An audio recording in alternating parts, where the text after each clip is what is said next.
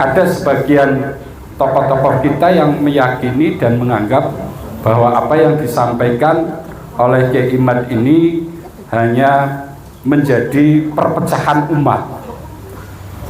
Contohnya ketika kemarin saya melihat di YouTube ada tantangan untuk berdebat, ini seolah-olah panjenengan itu menghindar. Nah, kami ingin klarifikasi sebenarnya apa yang terjadi. Apakah memang panjenengan sengaja menghindar? Perdebatan Banten itu karena memang yang saya debat ini nasab daripada Ba'alawi, dan Ba'alawi memiliki persatuan di Indonesia namanya Rabita Alawiyah.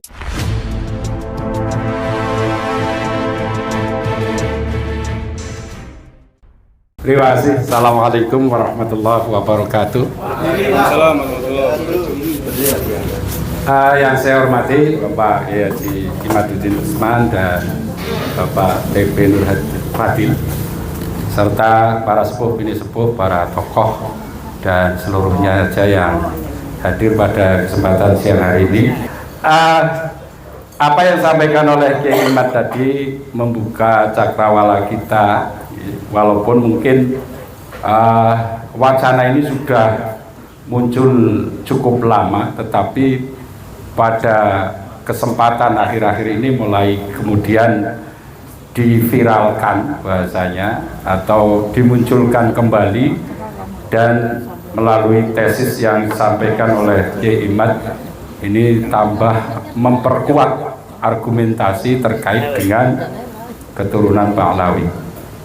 Hanya saja mungkin sudah menjadi budaya orang kita, khususnya warga Nahdliyin ini, kepada para habaib yang tadi sampaikan itu begitu hormatnya, walaupun kadang-kadang ada habib yang begitu bentongornya, tapi tetap kita harus hormat, tidak boleh mencela, tidak boleh kemudian mengkritik, tidak boleh menyalahkan. Kualat, ini ada bahasa kualat, sehingga kami sebagai warga NU kadang-kadang begitu takzimnya kepada para habaib, terlepas dari sisi keilmuannya bisa dipertanggungjawabkan apa tidak. Yang ingin saya tanyakan, tentunya ini menjadi satu bahan bagi kita, bagaimana kalau seandainya untuk merubah mindset, karena banyak sebagian tokoh-tokoh kita juga masih meyakini, walaupun sekarang ini sudah begitu viral dan masih disampaikan di media sosial, tapi masih ada sebagian tokoh-tokoh kita yang meyakini dan menganggap bahwa apa yang disampaikan oleh Kiai Imad ini hanya menjadi perpecahan umat. Contohnya ketika kemarin saya melihat di YouTube ada tantangan untuk berdebat, ini seolah-olah panjenengan itu menghindar dari perdebatan. Yang ada beberapa kiai, termasuk kiai muda yang dari Madura, kemudian ada Abah siapa itu yang Qurtubi. Nah, ini begitu meyakinkan, dilala yang mewakili, artinya bukan langsung yang menghadapi Kiai Imad, jadi yang mewakili agak terpojokkan pada saat itu kalau melihat sekilas pada perdebatan itu. Nah, kami ingin klarifikasi sebenarnya apa yang terjadi. Apakah memang panjenengan sengaja menghindar, ataukah memang kebetulan ada acara yang bersamaan yang sudah diagendakan dari awal jauh-jauh hari? Ini yang perlu mungkin disampaikan pada kesempatan siang hari ini, sehingga tidak menimbulkan image seolah-olah Kiai Imad itu menghindar dari perdebatan itu. Kemudian yang kedua, bagaimana kemudian upaya ya, di samping sosialisasi ya yang sudah dilakukan selama ini, hanya NU yang mengakui. Tapi ketika NU sudah memberikan satu penghargaan kepada komunitas Habib itu, seolah-olah kemudian malah sekarang menginjak-injak orang NU dan tokoh-tokoh NU. Nah ini, sehingga kita merasa sebagai orang NU itu merasa terdolimi dengan apa yang disampaikan oleh mereka kepada tokoh-tokoh kita. Namun kadang-kadang dalam hati kecil kita itu masih bertentangan, kontradiktif. Ya, mengko angger bantah mbok kualat. Orang bantah kadang-kadang mendedekaken. Nah ini bahasanya, apalagi kalau kita melihat Habib Rizik, Habib Bahar, artinya bahwa ada sebagian Habib yang dikatakan Habib memang orang-orang yang alim, orang-orang yang soleh, yang tentunya kita bukan sekedar menghormati apakah dia zuriyah Rasul atau tidak, tetapi kita menghormati kealimannya, menghormati kesalehannya. Yang terakhir, mungkin perlu ada usulan dari komunitas kita atau dari hasil diskusi hari ini kepada khususnya Kementerian Agama atau Majelis Ulama Indonesia atau kepada PBNU, rekomendasi sehingga ini ada asarnya bahwa keinginan masyarakat kita terhadap persoalan yang berkembang selama ini agar betul-betul supaya diformalkan melalui sebuah keputusan, baik apakah itu Kementerian Agama, Majelis Ulama Indonesia maupun dari PBNU, sehingga umat tidak dibikin bingung. Saya kira itu yang perlu saya sampaikan. Terima kasih. Terakhirnya wis bikin. Walafu minkum wallahul muwaffiq ila aqwamit thoriq. Assalamualaikum warahmatullahi wabarakatuh.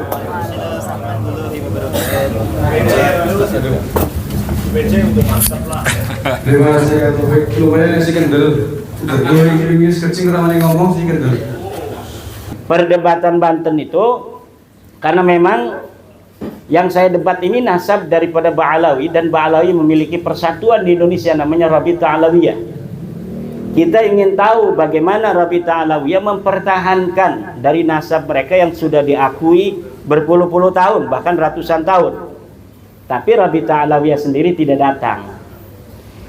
Walaupun demikian, karena yang melaksanakan saudara-saudara saya yang ada di Banten itu, saya didatangi oleh panitia, Yai mohon sebagai pengantin harus datang. Insya Allah saya datang. Tetapi kemudian saya mendapatkan surat dari para kesepuhan yang mendukung tesis saya, baik dari Banten, dari Jawa Tengah, Jawa Timur. Kemudian hasil istikharah beberapa kiai yang mendukung tesis saya dengan sembunyi-sembunyi, kiai khas, dikirimkan oleh saudara saya Said Zulfikar. Kiai, ini hasil istikharah dari para kiai-kiai sepuh. Kiai tidak boleh datang ke Banten.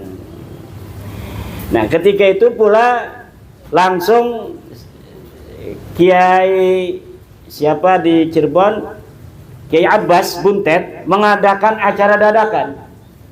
Malamnya, siang saya di UIN, malamnya harus ceramah di Cirebon. Kemudian siangnya dijadwalkan untuk bertemu dengan Keraton Kanoman, juga keraton yang lain Mertasinga, dan kiai-kiai di Cirebon. Akhirnya di pertemuan di pesantren Balerante di Cirebon dengan perwakilan dari Kanoman dan Mertasinga. Nah, jadi itu beberapa alasan. Alasan yang lainnya, kata kiai itu dalam suratnya itu, kalau Rabita Alawiyah tidak datang, nanti kiai akan diadu domba dengan sesama anak bangsa yang bukan dari kalangan Rabita Alawiyah dari Ba'alawi. Dan kebetulan yang menjadi salah satu pembicara dari tim mereka itu adalah Kiai Qurtubi itu. Kiai Qurtubi, ada Ustadz Wafi, ya. Nah, jadi kan itu orang-orang kita. Nanti kita kayak zaman Belanda diadu domba antar anak bangsa, kemudian mereka enak-enakan. Walaupun di situ ada Habib Hanif Alatas, kalau saya masih manggil Habib, karena Habib itu ciri-ciri dari Hadramaut, bukan ciri-ciri sebagai keturunan Nabi. Itu sudah ada penegasan bahwa mereka tidak mewakili daripada Rabita Alawiyah.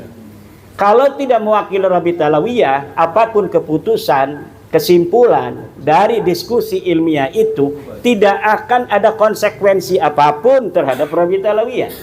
Lalu untuk apa adanya diskusi itu?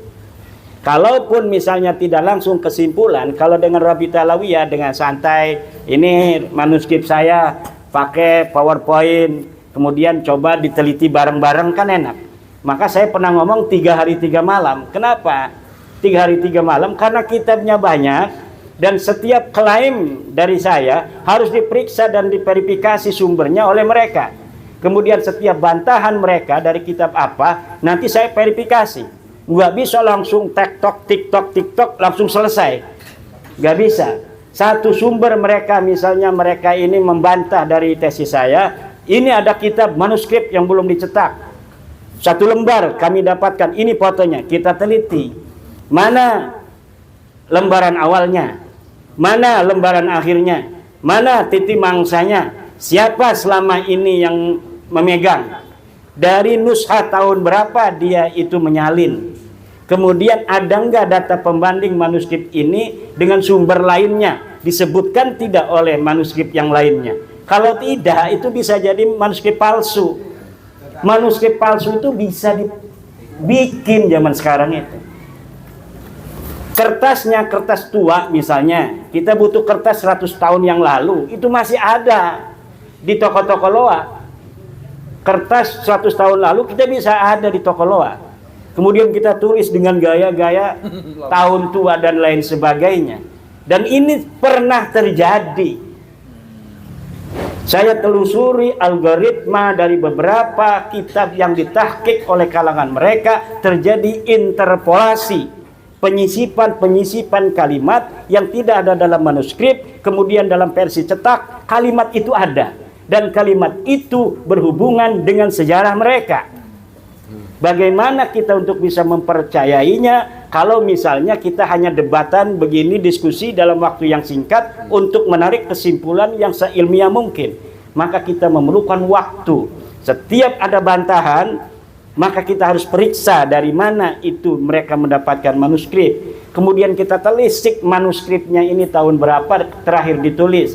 Kemudian disalin dari manuskrip tahun berapa sampai nushah pertama, manuskrip pertama itu ditulis oleh pengarangnya. Ini perlu sanad dan riwayat, dan inilah yang membutuhkan waktu. Dan kalau mereka sudah siap itu, saya siap dengan tim untuk berdiskusi dengan santai untuk menemukan hakikat. Dosa loh mereka itu kalau misalnya kita punya dalil bahwa mereka sudah tidak terbukti secara ilmiah pustaka sebagai turun Nabi, lalu tanpa dalil apapun mereka masih mengakui diri mereka sebagai seorang keturunan Nabi. Dosa itu. Setiap kebenaran yang tumbuh di tengah-tengah sebuah doktrin tertentu akan pasti menimbulkan friksi. Ketika Nabi Muhammad SAW membawa Islam, kemudian mendakwahkannya kepada orang Mekah, yang pertama pecah adalah Bani Quraisy. Yang pertama pecah itu Bani Quraisy. Ada ketika kebenaran itu dibawa, orang yang langsung percaya dan menyatakan kepercayaannya dengan berani, seperti Siti Khadijah Al-Kubra, kemudian Siti Fatimah binti Asad, ibunya Sayyidina Ali, perempuannya, kemudian disusul oleh Sayyidina Ali, kemudian disusul oleh Abu Bakar, disusul oleh yang lainnya sampai ke Umar Ibnul Khattab. Ada yang dia percaya, tapi dia karena sebagai pimpinan tidak langsung untuk mengatakan dia percaya, karena untuk mengimbangi dari yang belum percaya itu. Kalau dia sebagai pimpinan, contohnya adalah Abi Thalib. Abi Thalib itu percaya kepada Nabi Muhammad. Bahkan dalam tradisi kita, Syekh Nawawi begitu kuat membela Abi Thalib bahwa dia mukmin. Walaupun dalam hadis sahih dikatakan Abi Thalib adalah kafir, tetapi Syekh Nawawi Tanara Al-Bantani dalam kitabnya Tafsir Munir menyatakan dengan tegas Abi Thalib adalah mukmin. Kemudian saya dalam kitab saya Al-Fiqratun Nahdiyah bikin satu pasal sendiri tentang Abi Thalib bahwa dia adalah mukmin. Begitu pula Syekh Zaini Dahlan menyatakan Abi Thalib mukmin. Dalam tafsir Jalalain kafir. Dalam Sahih Bukhari kafir itu Abu Thalib. Tetapi kita memiliki pandangan yang berbeda berdasarkan dari apa yang telah dilakukan oleh Abi Thalib. Berdasarkan hadis-hadis pembanding selain hadis Bukhari yang kita temui, maka saya menyatakan dengan tegas Abu Thalib dengan laqab radhiyallahu anhu. Taradinya saya pakai radhiyallahu anhu, menandakan bahwa saya percaya bahwa Abu Thalib itu adalah seorang mukmin. Dia tidak menyatakan di hadapan orang-orang Mekah bahwa dia percaya kepada Nabi Muhammad. Itu bukan karena dia tidak percaya kepada ponakannya ini seorang nabi, tapi untuk menjadi istilahnya pelindung Nabi Muhammad dari serangan keluarganya yang tidak percaya. Saya husnudzon pada PBNU demikian juga. Kalau PBNU husnudzon kepada nasabah Alawi berdasarkan Safinatun Najah yang katanya barokah, maka saya husnudzon kepada PBNU juga demikian, seperti Abi Thalib terhadap Nabi Muhammad sallallahu alaihi wasallam.